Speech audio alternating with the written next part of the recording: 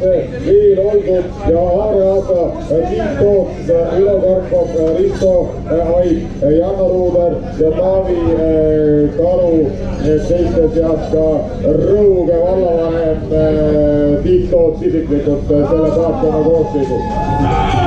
Tervitame finiši!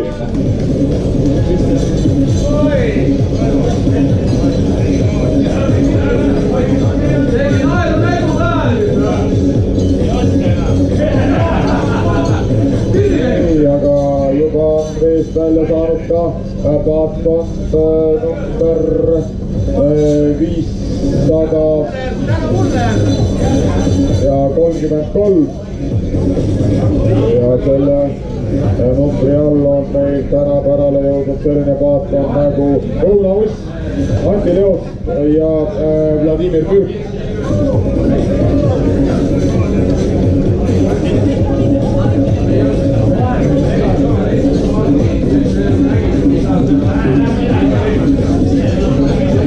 Õunaussid on kohale jõudnud, vaatame, kes meil veel on sealt vee pealt ja